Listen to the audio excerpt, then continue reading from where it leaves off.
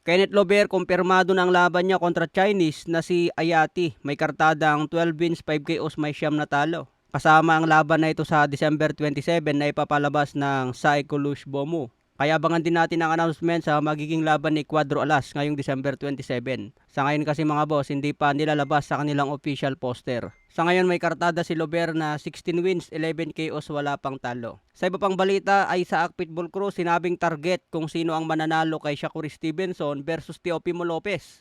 Pero tinawanan lang ni Shakur Stevenson itong si Pitbull Cruz. Bakit daw ngayon tinatarget na ni Pitbull Cruz kung sino ang mananalo? Samantalang may pagkakataon daw dati na makalaban niya si Pitbull Cruz.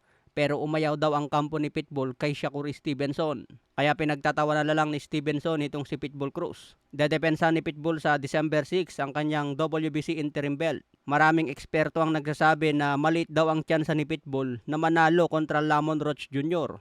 Siguradong ma-outbox lang daw si Pitbull Cruz. Kaya abangan natin ang laban ni Pitbull Cruz mga boss. Malay natin magbigay ito ng matinding upset.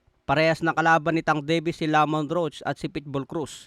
Parehas din niya nagbigay ng magandang laban kay Tank Davis. Pero sa kanilang style mga boss, mas papabor talaga kay Lamon Roach pagdating sa decision. Sa ibang banda, WBA middleweight champion na si Erislan De Lara. Na bad trip siya kay Janibek Alimcanoli. Dahil isang linggo na lang bakbakan na ngayong December 6, nag-positive pa sa bawal na gamot itong si Janibek Alimcanoli.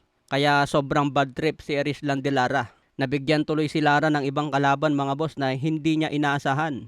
Dahil sabi ni Lara gusto niyang talunin itong si Janibek Alimcanoli para maging unified champion na. Makakalaban na ni Lara itong si Johan Gonzalez. Undercard sa laban ni Pitbull versus Lamon Roach.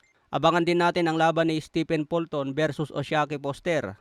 Magandang abangan ito dahil makakalaban ni Mark Magsayo kung sino ang panalo. Pero kailangan manalo muna si Magsayo sa kanyang WBC Eliminator laban kay Magnesi. January 31 naman ang laban ni Magsayo mga boss, kaya abangan natin. Sa iba pang balita, bakbakan ni Jaron Ennis versus Beryl Ortiz medyo inaayos na sa 2026. Ayon sa ulat mula sa boxing scene, Golden Boy Eric Gomez has told the WBC that a deal could be reached between Beryl Ortiz and Jaron Butch Ennis. Kaya abangan natin ang updates tungkol dyan. Ito ang magandang bakbakan ngayon sa super welterweight. Samantala, Junto Nakatani, todo training na para paghanda ng laban ngayong December 27. Hindi pa tapos ang laban ni Inoue at Nakatani ngayong December 27. Naka-schedule na agad ang kanilang laban sa 2026. Kaya inaasahan na mananalo itong si Inoue at mananalo din si Junto Nakatani. Main event si Inoue mga boss at co-main event naman si Junto Nakatani. Kaya abangan po natin yan December 27.